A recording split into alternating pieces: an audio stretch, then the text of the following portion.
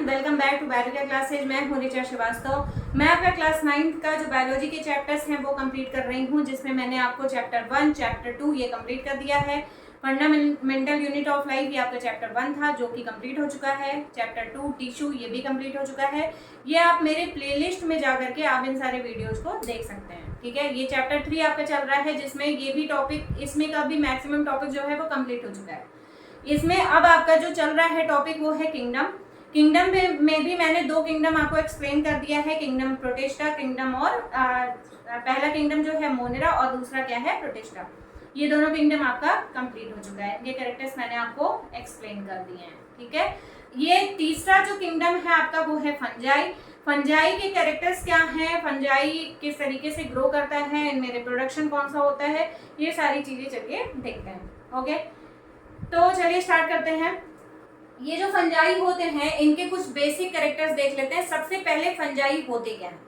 ठीक है, आपने देखा होगा आपके घरों में क्या पाया जाता है, ब्रेड। ठीक है, आप ब्रेड रखते हैं अपने घरों में, ज्यादातर स्नैक्स जो हैं वो ब्रेड से बन जाते हैं। लेकिन अगर आप फ्रिज से हटा करके उसको 4 दिन के लिए बाहर रख दें तो क्या होता है, उस ब्रेड पर आपको green green black black colour के क्या दिखाई देते हैं, फंगस दिखाई देते हैं। ठीक है, वो ऑर्गेनिज्म में ग्रो कर जाते हैं, और वो कैसे ग्रो करते हैं, डेड ऑर्गेनिक मैटर से। ब्रेड के अंदर जो ऑर्गेनिक मैटर होता है, क्योंकि वो डेड हो चुका होता है, क्योंकि वो ऑलरेडी डेड करके उसको बनाया जाता है, तो उन्हीं से वो क्या करते हैं, ग्रो कर जाते हैं। ठीक है, यानी कि वो कैसे नेचर के होते हैं, सैप्रोफिटिक होते हैं, जो कि डेड ऑर्गेनिक मैटर से ग्रो करते हैं। तो उस फंगस को क्या बोलते हैं, ब्रेड मोल्ड बोला जाता है। आई बात समझ में। फिर दूसरे कुछ ऐसे भी होते हैं जो कि प्लांट्स की कैटेगरी में आते हैं, जैसे मशरूम फंगस। मशरूम फंगस क्या है, वो एक तरीके से प्लांट की कैटेगरी में उसको रखा जा सकता है, क्योंकि उसके बहुत सारे कैरेक्टर्स ऐसे हैं जो कि प्लांट से मिलते हैं, जैसे सेल वॉल पाई जाती है उनमें। ठीक है, फिर उसके बाद उनमें जो स्ट्रक्चर होता है उनका, वो भी बिल्कुल देखने में प्लांट जैसा होता है। लेकिन क्यों उनको प्लांट्स में नहीं रखा गया, क्योंकि बहुत सारे मैक्सिमम करेंगे, एक तरीके का एक्सेप्शन ही है प्लांट्स के लिए कि मशरूम फंगस को फंजाई में रखा गया है। ऐसा इसलिए है क्योंकि वो बहुत सारे ऐसे कैरेक्टर शो करते हैं जो कि एक्सेप्शनल है प्लांट्स के लिए। ठीक है, कौन कौन से, पहला है सेल वॉल। उनमें क्या होती है, सेलुलोजिक नहीं होती है, वो कैसी होती है, काइटिन की बनी होती है। ठीक है, तो सेल वॉल काइटिन की बनी है, इसका मतलब वो प्लांट नहीं हो सकता, क्योंकि प्लांट की जो सेल वॉल होती है वो कैसी होती है, सेलुलोज की बनी होती है। ठीक है, ये एक तरीके का सुगरी मटेरियल होता है। ठीक है, शुगर का बना हुआ मटेरियल होता है। ठीक है, जो कि सेल वॉल को बनाने का काम करता है। फिर उसके बाद इनमें वैस्कुलर बंडल नहीं पाए जाते। अब वैस्कुलर बंडल क्या होता है, तो वैस्कुलर बंडल जो है वो जो ट्रांसपोर्टेशन में काम करता है, जो काम हमारे ब्लड का होता है, हमारी वेन्स और आर्टरीज जो काम करती हैं, वही काम क्या करते हैं, प्लांट्स में जाइलम और फ्लोएम करते हैं। ये आपने सुना होगा। ठीक है, वाटर एंड मिनरल के ट्रांसपोर्टेशन में हेल्पफुल कौन है, जाइलम है, और फूड मटेरियल के ट्रांसपोर्टेशन में हेल्पफुल कौन है, फ्लोएम। ठीक है, इस तरीके से जाइलम और फ्लोएम जो है वो ट्रांसपोर्टेशन में इंपॉर्टेंट रोल प्ले करते हैं। अब ट्रांसपोर्टेशन में इंपॉर्टेंट रोल प्ले कर रहे हैं, इसका मतलब क्या हुआ कि ये फूड मटेरियल को एक जगह से दूसरी जगह पर लेकर के जा रहे हैं, या वाटर को एक जगह से दूसरी जगह पर लेकर के जा रहे हैं, तो इन्हें जॉइंटली क्या बोलते हैं, वैस्कुलर बंडल बोलते हैं। लेकिन यहाँ पर फंगस में, या जो मशरूम फंगस है उनमें क्या होता है, वैस्कुलर बंडल एब्सेंट होता है। आई बात समझ में। फिर उसके बाद वैस्कुलर बंडल से आगे बढ़ते हैं, प्लांट्स के स्ट्रक्चर पे पहुंचते हैं। तो प्लांट्स में क्लोरोफिल पाया जाता है, जबकि इनमें कहीं किसी भी तरीके का क्लोरोफिल या कोई भी पिगमेंट नहीं प्रेजेंट होता है। ठीक है, जिसकी वजह से ये फोटोसिंथेसिस कर सके। ये दूसरे ऑर्गेनिज्म पर डिपेंडेंट होते हैं, यानी कि ये हेटेरोट्रॉपिक होते हैं, इसीलिए इनको क्या बोला गया, फंजाई बोला गया। ठीक है, आई बात समझ में। अब चलिए इसके बेसिक कैरेक्टर्स जान लेते हैं कि इनके कैरेक्टर्स कौन कौन से हैं। तो सबसे पहला जो बेसिक कैरेक्टर जिसकी वजह से किंगडम में ऑर्गेनिज्म को डिवाइड किया गया, तो वो कौन कौन से बेसिक कैरेक्टर्स थे। सबसे पहला सेल टाइप, कि ये यूनिसेलुलर है या मल्टीसेलुलर है, और ये प्रोकैरियोट्स हैं या यूकैरियोट्स हैं। ठीक है, तो सबसे पहला मैंने जो किंगडम बताया था मोनेरा, उसमें वो कैसे थे, प्रोकैरियोटिक और यूनिसेलुलर, क्योंकि ये प्रिमिटिव थे। अभी इनका डेवलपमेंट नहीं हुआ था। ठीक है, फिर उनसे डेवलपमेंट किसका हुआ? प्रोटिस्टा का। वो कैसे थे? वो यूनिसेलुलर थे, लेकिन वो कैसे थे? यूकैरियोटिक थे, यानी कि प्रोकैरियोट से डेवलपमेंट किसका हो गया? यूकैरियोट्स का हो गया। ठीक है, अब ये थर्ड किंगडम जो है फंजाई, इसमें ये मल्टीसेलुलर भी होते हैं एक्सेप्ट ईस्ट। ईस्ट क्योंकि यूनिसेलुलर होता है, लेकिन बहुत सारे कैरेक्टर्स इनके फंगस से मिलते जुलते थे, इसीलिए इनको क्या बोला गया? फंजाई बोला गया। ठीक है, तो ये कैसे होते हैं? मल्टीसेलुलर होते हैं और ये यूकैरियोटिक होते हैं, क्योंकि प्रोकैरियोट से अब यूकैरियोट्स का डेवलपमेंट हो चुका था, इसीलिए अब प्रोकैरियोट्स वापस से नहीं आएंगे, अब डायरेक्ट इसमें जाएंगे, हम ग्रो करते हुए जाएंगे, और प्रोकैरियोट से डेवलपमेंट किसका होता जाएगा? यूकैरियोट्स का। ठीक है, तो यूकैरियोटिक और मल्टीसेलुलर होते हैं ये, इतनी बात समझ में आई। नेक्स्ट कैरेक्टर क्या है कि ये सेल वॉल इनमें प्रेजेंट होता है, ये मैंने आपको थोड़ी देर पहले अभी बताया है। ठीक है, कि इनमें सेल वॉल पाया जाता है, लेकिन सेल वॉल सेलुलोज का बना नहीं होता है। सेल वॉल सेलुलोज का बना ना होने की वजह से इनको प्लांट्स में ना रख के इसको किस में रख दिया गया? फंजाई में रख दिया गया। और इनमें जो अगर सेल वॉल सेलुलोज की बनी हुई नहीं है तो वो किस चीज की बनी होगी? काइटिन की बनी होती है। ठीक है, अब इनमें देखते हैं मोड ऑफ न्यूट्रिशन कैसा है। तो ये सैप्रोफिटिक भी होते हैं, यानी कि ये डेड ऑर्गेनिक मैटर पर ग्रो करते हैं। ठीक है, क्या होते हैं? सैप्रोफिटिक। सैप्रोफिटिक का मतलब क्या होता है कि ये डेड ऑर्गेनिक मैटर या सड़ी गली चीजों से ये अपना फूड मटेरियल ले लेते हैं। ठीक है, इसीलिए इनको क्या बोला गया? सैप्रोफिटिक बोला गया। ठीक है, दूसरे ये यानी कि सैप्रोफिटिक मोड ऑफ न्यूट्रिशन इनमें कैसा होगा? ये ऑटोट्रॉपिक तो है नहीं, क्योंकि ये खाना खुद तो बना नहीं रहे हैं, तो ये कैसे होगा? हेटरोट्रॉपिक। तो मेन तो ये हेटरोट्रॉपिक नेचर के होते हैं, इनमें मोड ऑफ न्यूट्रिशन जो है वो हेटरोट्रॉपिक होता है। लेकिन अगर उस हेटरोट्रॉपिक के अंदर की बात की जाए, हेटरोट्रॉपिक कई टाइप का होता है, तो सबसे पहला टाइप क्या है कि ये सैप्रोफिटिक होते हैं। दूसरे कैसे होते हैं? ये पैरासिटिक होते हैं। ठीक है, अब पैरासाइट आपको पता ही है कि दूसरे लिविंग होस्ट से ये क्या करेंगे? अपना फूड मटेरियल लेंगे। ठीक है, मतलब जो जिंदा हो होस्ट, उससे क्या करेंगे? ये अपना फूड मटेरियल ले लेंगे। तो अब ये अगर फूड मटेरियल उससे ले रहे हैं, तो इसका मतलब क्या हुआ कि ये होस्ट के प्रोटोप्लाज्म पर पूरी तरीके से डिपेंडेंट है। अगर होस्ट का प्रोटोप्लाज्म इन्हें नहीं मिलेगा तो ये क्या करेंगे? ग्रो नहीं कर पाएंगे।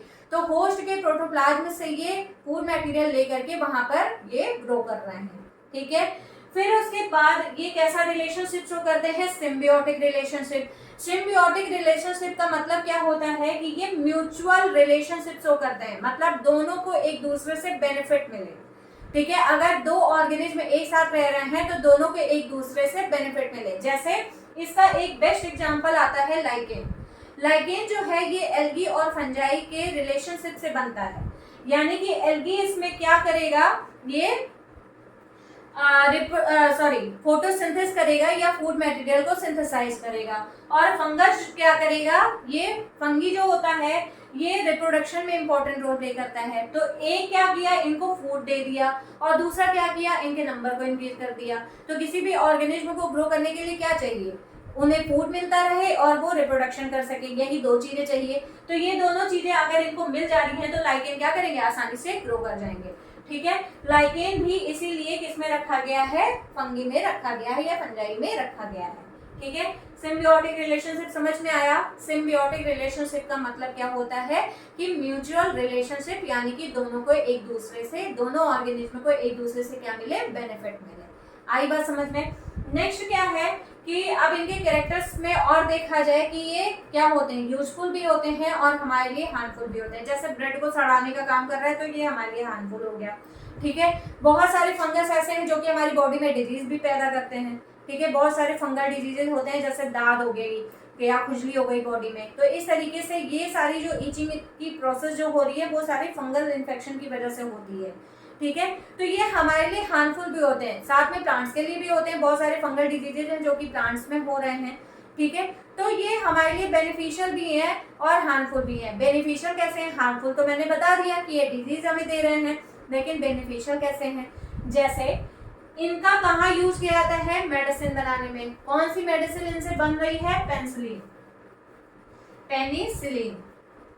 पेनिसिलिन इससे बन रही है और इसे बनाने का काम किसका है, कौन से फंगस का, पेनिसिलियम। ठीक है, पेनिसिलियम क्या करता है, पेनिसिलिन मेडिसिन के बनाने में बहुत इंपॉर्टेंट रोल प्ले करता है। तो यानी कि ये क्या हो गया, यूजफुल हो गया। बहुत सारे लोगों को इसका यूज भी पता होगा कि पेनिसिलिन का यूज कहाँ कहाँ होता है। ठीक है, तो पेनिसिलिन जो है ये एक तरीके का मेडिसिन है, ट्यूब होता है जो कि कहाँ पर, कहीं भी अगर फोड़े फुंसी हो जाते हैं तो वहां पर ये लगाने के काम में आता है ना। फिर उसके बाद बेकरी में यूज किया जाता है। बेकरी में किसका यूज होगा, ईस्ट का। आपने सुना होगा, जैसे सबने पिज्जा खाया होगा। ठीक है, पिज्जा क्या होता है, अगर आटे को ऐसे ही प्लेन प्लेन बेल करके रख दिया जाए तो क्या वो पिज्जा देखने लायक होगा या वो खाने लायक होगा, नहीं। क्यों ऐसा है, क्योंकि पिज्जा को क्या किया जाता है, फर्मेंट करके बनाया जाता है। पिज्जा जो है वो फर्मेंटेशन के थ्रू बनता है, इसलिए वहां पर इंपॉर्टेंट, फर्मेंटेशन में सबसे इंपॉर्टेंट रोल किसका है, ईस्ट का है।